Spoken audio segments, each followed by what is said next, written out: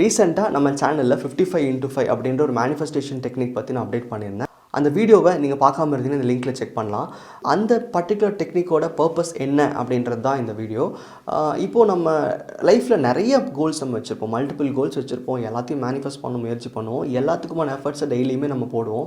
நம்ம எழுதுகிற கிராட்டிடியூடாக இருக்கலாம், அஃபர்மேஷனாக இருக்கலாம், எல்லாத்தையும் மிக்ஸ் பண்ணி தான் கேட்போம். ஆனாலும் உங்கள் கான்ஷியஸை ஒரு விஷயத்துக்காக எஃபர்ட் போடும்போது, ஒரே ஒரு விஷயத்தை மட்டும் ஃபோக்கஸ் பண்ணும்போது கண்டிப்பாக அந்த பர்டிகுலர் விஷயத்துக்கான வைப்ரேஷன் அதிகமாகுது. அதை பற்றின உங்களுக்குள்ள கான்ஷியஸ் சேஞ்சஸ் வந்து அதிகமாக நடக்குது.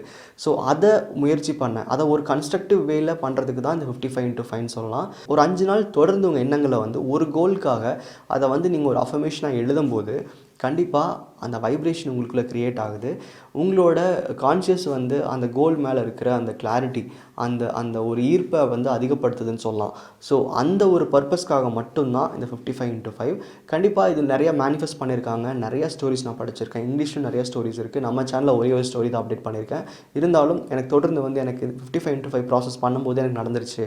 நான் அதை பண்ணி முடித்த உடனே அந்த நான் நினச்ச விஷயம் நடந்துச்சு. நிறைய பேர் எனக்கு ஸ்டோரி அப்டேட் பண்ணிட்டு தான் இருக்கீங்க. கூடிய சீக்கிரம் நான் சேனலில் அப்டேட் பண்ணுறேன். இந்த ப்ராசஸ் வந்து 5 days அப்படின்றனால 5 நாள் முடிகிறதுக்குள்ளே எனக்கு வந்து நடக்கணும் அப்படின்னு எதிர்பார்க்காதீங்க. நிறைய பேர் கமெண்ட் பண்ணுறீங்க, எனக்கு வந்து ஏன் வந்து 5 days நடக்கலை, எனக்கு எதை தப்பாக பண்ணுறேன் அப்படின்னு கேட்குறீங்க. மேனிஃபெஸ்டேஷன் பொறுத்த வரைக்கும் ஒரு டைம் பீரியட் கிடையாது. எனக்கு வந்து 5 daysக்குள்ளே நடக்கலை, நான் அதாவது ப்ராசஸில் தப்பு பண்ணுறணும் அந்த மாதிரிலாம் கேட்டிருந்தீங்க.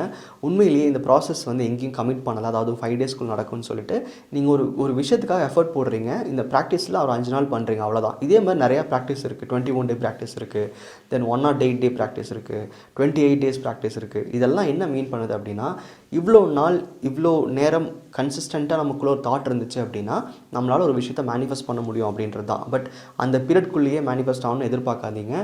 கண்டிப்பாக நீங்கள் நினைக்கிற விஷயங்கள் இன்னும் அதிகம் பூஸ்டப் ஆகிறதுக்கு தான் இந்த 55x5. பட் நிறைய பேர்த்துக்கு அந்த ப்ராசஸ் முடிக்கிறதுக்குள்ளே நடந்திருக்கு. So believe it.